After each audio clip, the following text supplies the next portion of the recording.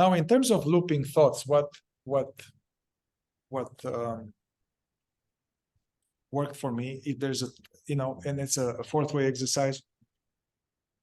The way each thought is like an I. I want to smoke. I want not to smoke. I something. It's like it feels like it's me. Each one, and each feeling goes into the mind and says I. And in the teaching, we are instructed that hey, there are all kind of many eyes, legions, but some they are recurring. This, and which are not neutral. When they come, we like stick to it, and we get identified. It's unpleasant, and then it initiates a period of identification with those. They are called, like, I don't know how they're called, but difficult subjects of imagination. I think they were called difficult subject of imagination. Adyashanti, I think, called them Velcro thoughts. Velcro thoughts. We stick to it, or sticky thoughts. So as a fourth way exercise was to just check what is that subject. There are maybe a subject or two subjects or two topics or one topic. What is that recurring topic that keeps happening?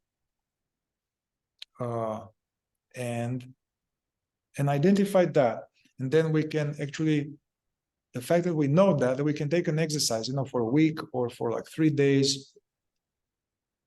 Each time that subject comes, I'm like, I'm not going there. So each time it comes, I use it to wake myself up, to re-engage, coming out of the mind, being aware of the here and now. Maybe check what's happening in the body, because there's a good chance those recurring looping thoughts are like off-gassing from some bodily sensation or energies.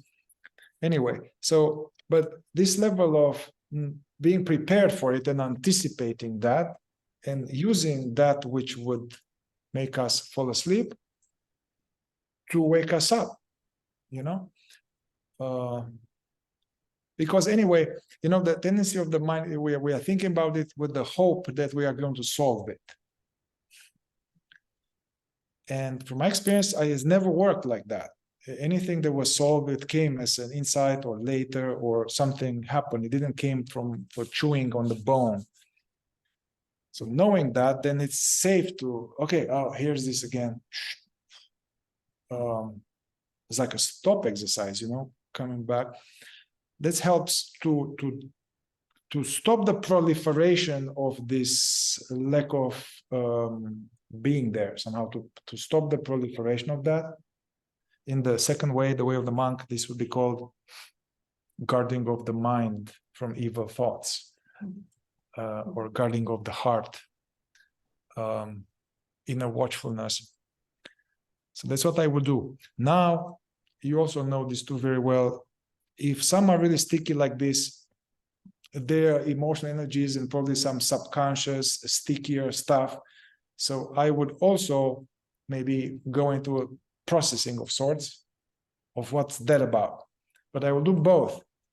On the top end, catch those that because they keep coming and use them to remember myself more often. And on the back end, if they are sticky and they still keep coming a lot, there is some processing to be initiated.